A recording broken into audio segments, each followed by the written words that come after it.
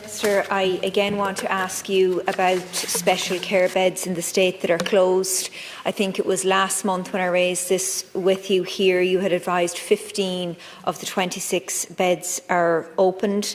This was obviously an issue that was to the fore in the Primetime Investigates programme last night. So I want to ask you, what more can you do and will you do to ensure that the 26 beds that are there and that are needed are open? Thank you. Tusla does have the statutory responsibility for the operation of special care and the provision of special care beds. The Department recognises the significant challenges that are currently facing special care and is actively engaging with Tusla to address these challenges. Tusla has indicated that difficulties in the recruitment and retention of staff are the primary limiting factors in operating special care beds. The complex needs of children require high staffing ratios, as there is a need for at least one staff member per child throughout the day, in addition to supervisory staff, and the units must be covered on a 24/7 basis, albeit with reduced staffing at night. So that's really 7 individuals for every one young person. Children with particularly complex needs may require up to twice that level of staffing resource, which is 14 staff to one individual child or young person. Department officials continue to work with Tusla to support them in addressing the staffing shortages in special care provision. A new grade and a new pay scale for special care has been introduced in an effort to increase staff numbers. This new Tusla special care worker grade offers an improved salary scale, offering approximately 20.3% increase at the top of the scale compared to the social care worker grade used across services more broadly. €26 million has been allocated for special care in Budget 26.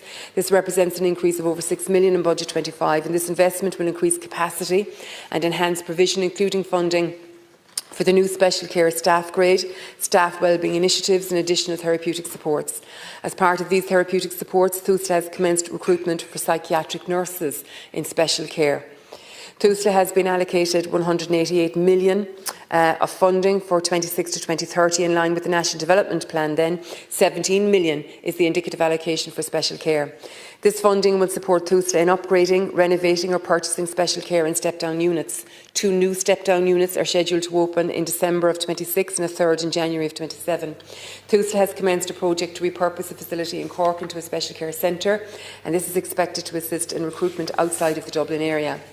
Tusla is fully focused on increasing staffing levels in special care and has taken significant steps to address the current challenges, with a dedicated recruitment team undertaking targeted campaigns across a range of media, including international recruitment. Thanks, Minister.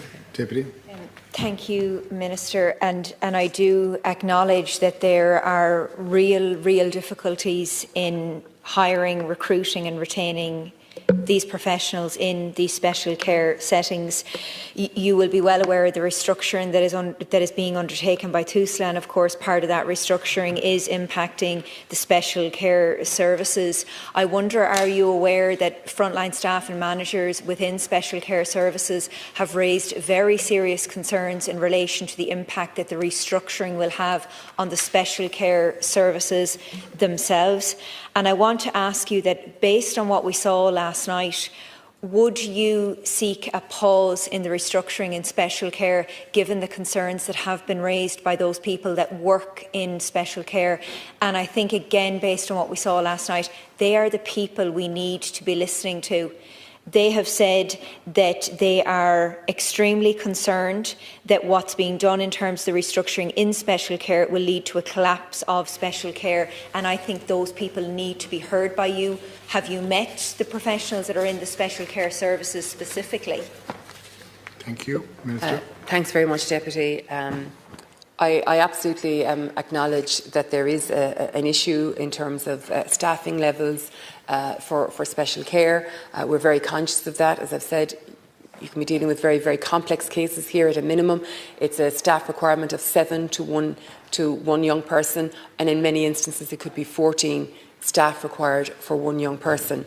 I do want to say that Tusla is proactive on the ground, ensuring that that there will be newer avenues or newer streams to bring staff and make staff available. I've already referenced the new special care category, if you like, which is a 20% increase in wage.